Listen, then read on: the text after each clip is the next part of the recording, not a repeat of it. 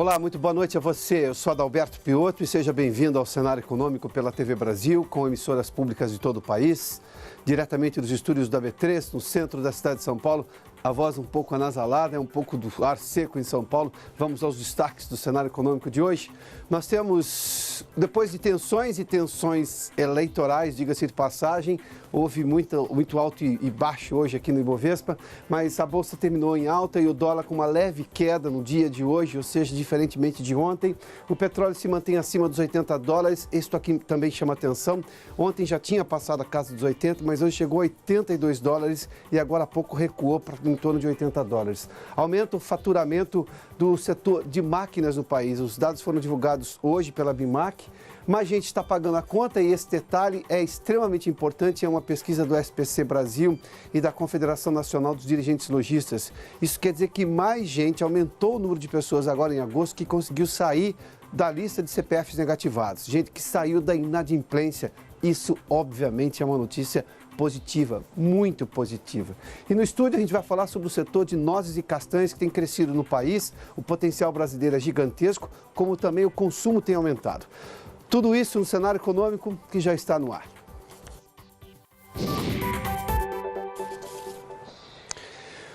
O presidente Michel Temer fez hoje o discurso de abertura da 73ª Assembleia Geral das Nações Unidas, sempre o representante do Brasil, o presidente brasileiro, normalmente, quando não o embaixador do Brasil na ONU, é quem faz esse discurso de abertura. O presidente Temer disse durante seu discurso, que entregará o país melhor do que encontrou e de volta, abre aspas, ao trilho do desenvolvimento, fecha aspas, acompanhe. Transmitirei a meu sucessor as funções presidenciais, com a tranquilidade do dever cumprido. Hoje, no Brasil, podemos olhar para trás e verificar o quanto fizemos em pouco tempo de governo. Dissemos não ao populismo e vencemos a pior recessão da nossa história. Recessão com severas consequências para a sociedade, sobretudo para os mais pobres. Recolocamos as contas públicas em trajetória responsável e restauramos a credibilidade da economia. Voltamos a crescer e gerar emprego. Programas sociais antes ameaçados pelo descontrole dos gastos puderam ser salvos e ampliados. Portanto, devolvemos o Brasil ao trilho do desenvolvimento.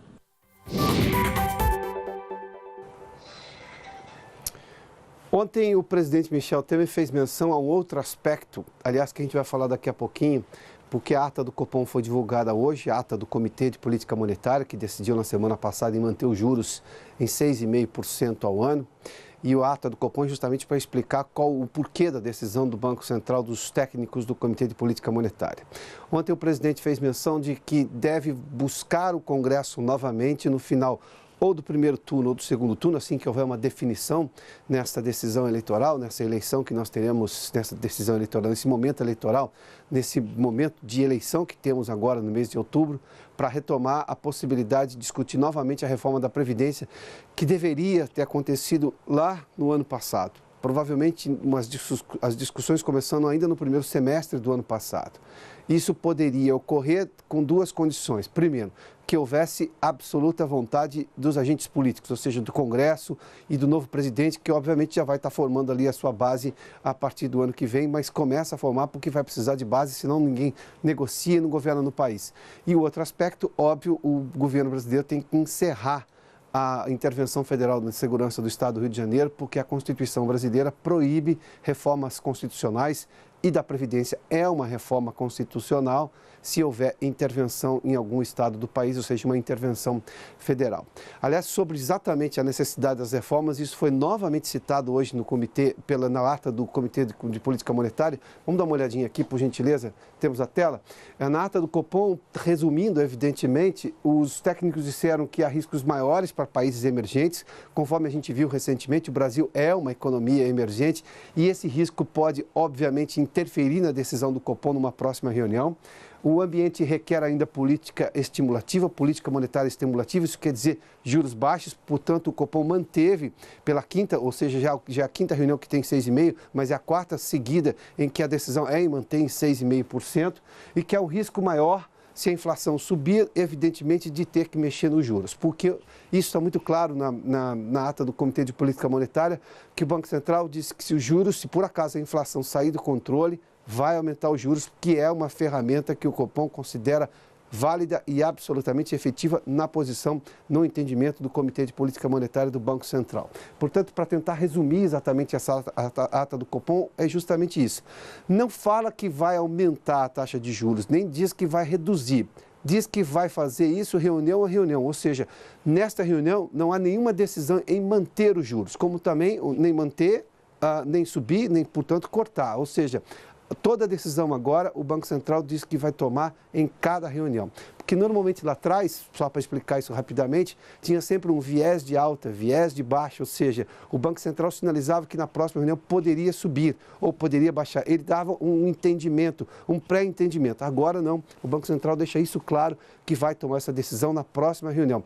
Nós temos ainda mais 2 reuniões do Comitê de Política Monetária, uma logo depois do primeiro turno, do segundo turno e outra no final, no meio de dezembro, que são exatamente as 2 últimas reuniões deste ano. Bom, e falou da necessidade de se ter reformas no país, as reformas que foram frustradas até agora, sobretudo as das contas públicas e da Previdência, é extremamente importante. Essa reforma mudaria completamente a visão do país, inclusive de investidores, isso está na ata do Comitê de Política Monetária. Bom, vamos falar do Ibovespa. Hoje teve uma oscilação de mais de 1.600 pontos no Ibovespa. Para você ter uma ideia, terminou sim em alta de 0,83%, mas chegou a 77 mil pontos hoje, ou seja, 78.630 foi 1.600 pontos, pouco mais de 1.600 pontos de oscilação somente hoje. Vamos dar uma olhadinha agora no dólar, que teve uma alta também, chegou a 4,14. Terminou em 4,8, mas subiu. Isso foi mais ou menos no final da manhã, 11, meio-dia, comecinho da tarde. Depois o dólar começou a cair e chegou hoje praticamente uma estabilidade, com uma queda de 0,12% a R$ 4,08. Uma coisa que pode mexer na inflação brasileira é se a gente tiver esse dólar alto, como a gente está vendo, é um dólar muito alto, e a cotação do petróleo. Volta só a tela da cotação do petróleo para mim, Renato, por favor. Está aqui. Hoje o barril do petróleo chegou a 82 dólares, depois baixou um pouquinho. Mesmo assim, este é o maior valor, esses 80,91 centavos, 80 dólares e 91 centavos, que hoje teve uma leve queda aqui de 0,6 centavos, 0,06%, perdão. Essa oscilação negativa praticamente estável no preço de ontem, mas esse valor aqui é aquele valor que a gente falava de 2014. Ontem e hoje superaram aqueles valores de 2014, ou seja, nos últimos 4 anos. Esse é o petróleo negociado na Bolsa de Londres, é um petróleo referência, o WTI na Bolsa de Nova York é 72 dólares. Aqui tem uma situação muito clara, tem uma sanção dos Estados Unidos ao Irã e os outros produtores da Organização dos Produtores de Petróleo, de Exportadores de Petróleo, que é a OPEP, diz que não vai fazer um aumento da produção para compensar o Irã. Ou seja, se eu tiro um player do mercado, se eu tiro um fornecedor do mercado e ao mesmo tempo não aumento, ou seja, eu tenho uma demanda crescente ou tenho a mesma demanda com uma oferta menor, por isso os preços sobem. É exatamente isso que aconteceu. Aliás, por falar em petróleo, a Petrobras anunciou hoje que teve uma redução na produção, mas que manteve as metas. O Maurício de Almeida está conosco no Rio e conversa em detalhes sobre essa história. Maurício, boa noite. Boa noite, Piotr. Segundo a Petrobras, a redução na produção de petróleo que aconteceu no mês de agosto já estava prevista no plano estratégico da empresa. Ela aconteceu devido às paradas programadas para manutenção nas plataformas Cidade de Angra dos Reis e na Bacia de Campos. A estatal ainda informou que também pararam para manutenção as plataformas P25 e P31, que também exploram a área do pós-sal na Bacia de Campos. Por causa dessas paralisações, a produção de petróleo no Brasil em agosto somou 1.900.000 barris ao dia, em média, o que representou uma queda de 4,9% em relação ao mês anterior. Na comparação com o mesmo período do ano passado, a queda na extração de petróleo foi de cerca de 9%. De acordo com a Petrobras, nos próximos meses, a produção deve voltar a subir, com novas plataformas entrando em operação. Com isso, a companhia acredita que vai cumprir a meta de 2 milhões e 100 mil barris por dia até o fim de 2018. Piotr.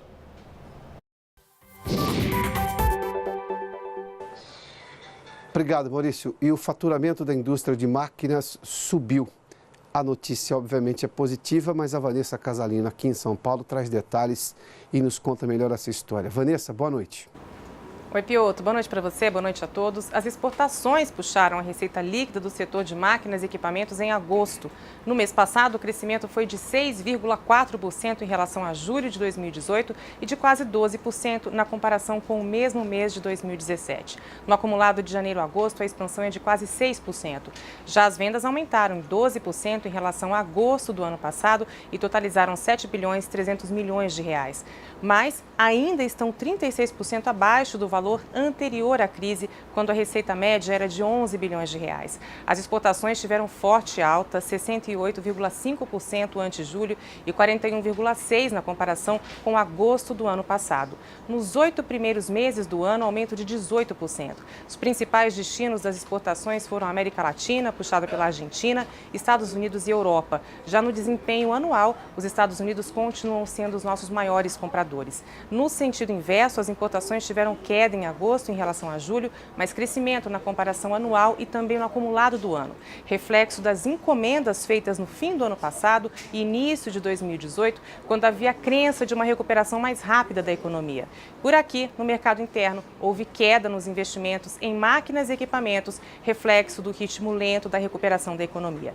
Mas com os resultados positivos das vendas externas, a expectativa dos fabricantes é de encerrar o ano com uma taxa de crescimento em torno de 7%. Seria a primeira alta depois de 5 anos seguidos de queda, Piotr.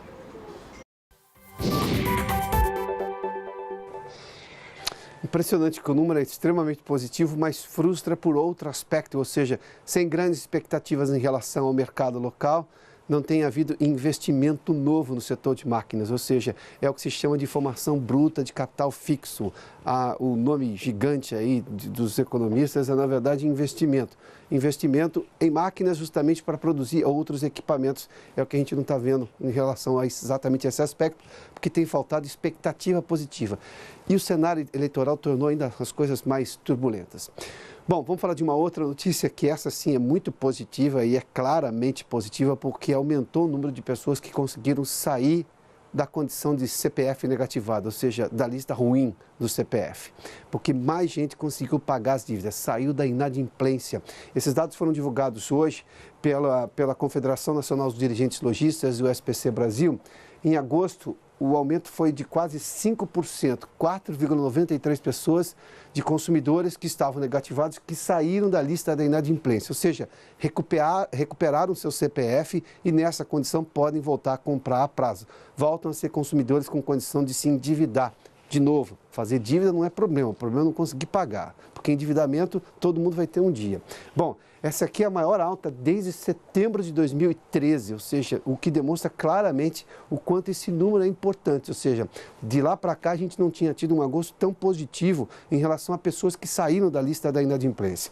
Em agosto e julho, se eu comparar, esse aqui é agosto, obviamente nos últimos 12 meses, agosto com julho houve uma alta de 4,2%, e o volume de dívidas quitadas aqui são pessoas que saíram de inadimplência e aqui uma alta de dívidas quitadas, ou seja, 2,04%. Vamos falar um pouquinho sobre o perfil do pagador. 44% tem entre 30 e 49 anos, ou seja, é uma fase em que as pessoas estão se endividando, estão comprando casa, têm filho pequeno e tudo mais. E o fato de serem essas pessoas que estão saindo da inadimplência é outro dado positivo para a economia, traz esperança para o futuro. 13% acima de 65 anos, tinha havido um aumento recente, a gente divulgou aqui no cenário econômico, de pessoas nessa idade que começaram a ficar endividadas porque elas começaram a se tornar o arrimo de família, o esteio da casa, porque tinham aposentadoria, os filhos com problemas, ou seja, ficavam na situação dos pais que se endividavam justamente para atender a necessidade dos filhos mais jovens. E 55% das dívidas quitadas são com bancos, porque também a maior parte das dívidas justamente com os bancos, que nós sabemos, tem juros absurdos e que geram mais inadimplência. Juros mais altos geram mais inadimplência, isso é claramente uma coisa muito fácil de se entender. Vamos só retomar uma tela de ontem, como as coisas caminham no mesmo sentido. A inadimplência estava em queda. Esse aqui é uma outra fonte do Banco Boa Vista e do SCPC, que caiu em agosto 2,7%, em 12 meses caiu 3,4%, ou seja, cai a inadimplência de um lado, aumenta o número de pessoas que recuperam a sua condição de bom pagador, ou seja, o seu CPF torna a ficar positivo, ela pode fazer compras a prazo. Bom, vamos fazer um intervalo, daqui a pouco a gente vai falar de um setor importante que o Brasil tem potencial maior e tem potencial gigante para crescer, que é o setor de nozes e castanhas. O Brasil tem produção disso praticamente em todas as regiões do país. A gente fala disso logo depois do intervalo. Já de volta com o cenário econômico para falar de um setor que tem potencial para crescer ainda mais, embora já esteja crescendo, é o setor de castanhas e nozes. Aliás, o consumo está em alta, o Brasil está exportando, produz isso praticamente no país todo e uma associação do setor acaba de ser fundada. Eu converso agora com o José Eduardo Mendes de Camargo, que é do Departamento de Agronegócio da Fiesp, que é exatamente de onde vem essa associação. Eduardo, obrigado, viu? Seja bem-vindo aqui ao Cenário Econômico. Você é um homem do interior, é isso? Sim, dois córregos. Dois córregos aqui no interior de São Paulo. Nós somos dois caipiras conversando aqui. Sim, estamos em casa, né? Estamos em casa. Me conta, Maria, você estava me contando que você começou a produzir macadâmia, é isso? Isso, já praticamente 30 anos no lugar atrás. de cana-de-açúcar? Na realidade, eu tive em 88 no Havaí, visitando uma usina de açúcar e álcool que tinha um projeto de... No Havaí, no estado americano? Americano, né? Sim. Eles tinham um projeto de administração por objetivo, eu fui visitar e vi que o pessoal estava tirando cana e plantando macadâmia. E foi daí que eu levei essa ideia para o meu pai e falei, eu acho que deve dar mais do que cana. E ele falou, quer plantar? Planta, mas não me tire um pé de cana. E aí eu peguei as áreas, o pasto, áreas difíceis e comecei o plantio nestas áreas.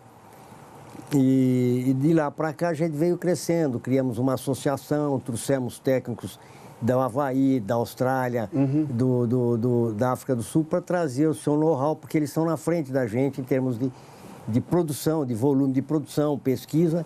E aí, então, nós viemos nesse movimento, né? E macadâmia é produzida onde? Aqui no estado de São Paulo? É produzida no estado de São Paulo, em Minas, no Espírito Santo, Rio de Janeiro. Aonde o café vai bem, a macadâmia vai bem. Esse é o referencial. Do sul da Bahia ao norte do Paraná. Mas está mais concentrado na região sudeste. 50% da produção. Mas vamos lá das castanhas brasileiras. Eu tenho a castanha do Pará na região amazônica. Amazônica, perfeitamente. Eu tenho castanha de caju no nordeste brasileiro. Isso. Que são as que as mais conhecidas. Isso. O que mais que a gente está fazendo? Daí nós temos uma que está surgindo pouco conhecida, que é do Cerrado, que é a castanha de Baru, ali na região. Baru. Que é ali Goiás e Minas Gerais, mas também tem lá em Tocantins, nessa região do Cerrado.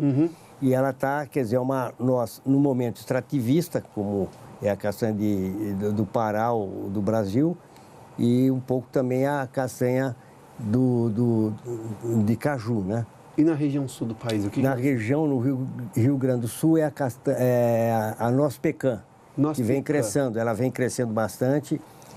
Assim como a macadâmia vem crescendo no estado de São Paulo, aqui nessa região, São Paulo, Minas, Rio e Minas Gerais, no Rio Grande do Sul está crescendo muito a pecan. Zé Eduardo, mas a gente tem uma possibilidade de crescimento grande nisso daí, porque o consumo cresceu, assim como também a alta de preços nessas coisas, se vê porque isso está associado a dieta saudável, a comida saudável, a possibilidade de você trocar um lanche que seria mais calórico por um alimento que tem sim caloria, mas tem uma série de nutrientes extremamente positivos para a saúde. Isso cresceu exorbitantemente no país. Olha, eu vou lhe dizer um dado que nós temos do INC, que é o International Nut Council, uma entidade que tem mais de 35 anos e tem as pesquisas a nível mundial. O conjunto das 8 nozes internacionais, inclusive essas brasileiras, cresceu nos últimos anos entre 6% e 8%, o conjunto das nozes. E em preço 400% em dólares, porque o volume vamos dizer, o crescimento do consumo está sendo muito grande, né? Então, por essas razões e pela praticidade de você utilizar, você pode levar no bolso, você pode ir caminhando, comendo em qualquer lugar, no metrô, no carro, né? É o tal do lanche rápido, né? O lanche rápido, né? Sem que a pessoa tenha que, às vezes, comer alguma coisa na rua que podia, sei lá, ser mais calórica. E ela também entrou como ingrediente. Você vê, hoje já tem os pães que utilizam as nozes, você tem ela utilizada como o azeite dela, o óleo também como tempero para cozinhar, ela tem um ponto de cozimento superior ao azeite convencional. Ela é usada como cosméticos, então ela está ganhando outros setores, pasta para sorvete. Então ela está saindo só de ser uma noz de consumo, vamos dizer, natalina, para o dia a dia em vários... Porque quando, há bem pouco tempo, isso só era notícia na época de Natal, só se consumia isso na época de Natal, né? Que, na verdade, depois começou a ter uma campanha contrária, dizendo que a gente tinha que valorizar as frutas tropicais, porque isso era fruta oleaginosa, que é muito quente, enfim, essas coisas todas. Mas agora voltou com essa lógica de saúde. De saúde. O que é, para qualquer negócio, extremamente positivo, Positivo, não é? E você vê o seguinte, ela é um produto, ela tem essa vantagem, ela tem essa propriedade para a saúde, ela tem um lado ambiental que ou a gente está plantando uma árvore, no caso daquela que é plantada, ou ela está lá no meio de uma floresta, está sendo preservada.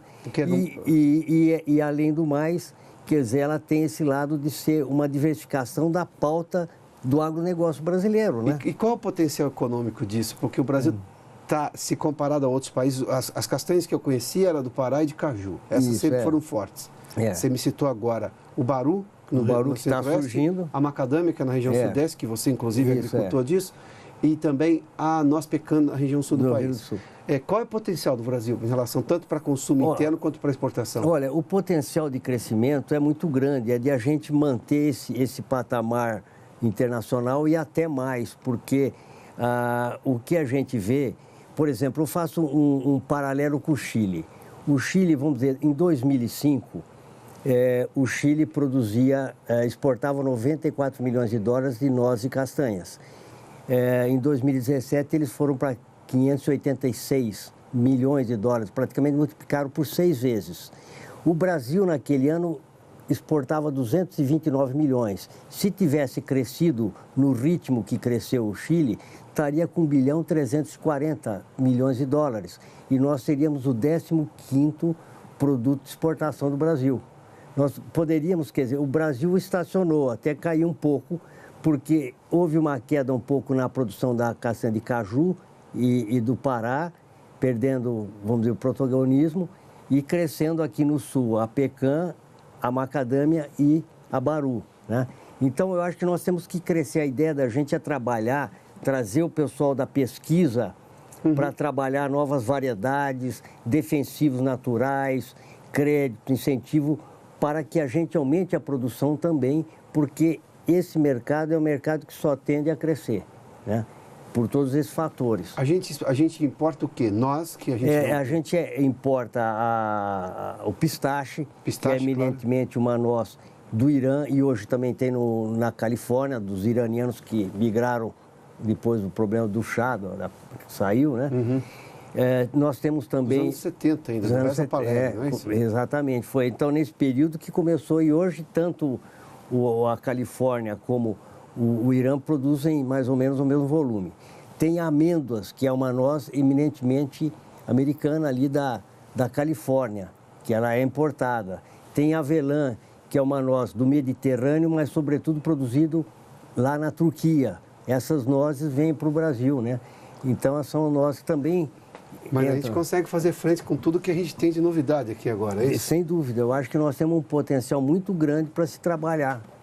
E como diversificação do nosso agronegócio. Do agronegócio. Aliás, essa expressão sua é extremamente importante, é a diversificação da pauta do agronegócio brasileiro. Do agronegócio, Quer dizer, ela vai contribuir com mais um caminho. Quer ver um outro dado? Vamos pegar aqui a Califórnia. A Califórnia, que é o celeiro agrícola dos Estados Unidos em termos de alimentação, o primeiro produto de exportação agrícola deles são as nozes. Essa amêndoa, o que ele chama walnut, a noz, e o pistache. As 3 nozes juntas, eles exportam 7 bilhões e 100 milhões de dólares, plantados numa área de 560 mil hectares. Tá. Zé Eduardo, obrigado pela gentileza. Opa, Sucesso prazer, com viu? o negócio, viu? Opa, eu que agradeço o como isso tem convite, viu? crescido. E a alegria de Obrigado, estar com você. Zé Eduardo, meu conterrâneo do interior de São Paulo aqui, do Departamento de Agronegócio da Federação das Fiesp. Indústrias do Estado de São Paulo, a Fiesp. Obrigado. Bom, obrigado pela sua companhia. O Cenário Econômico termina aqui. Até amanhã. A gente volta às 7 da noite. Até lá. Tá bom.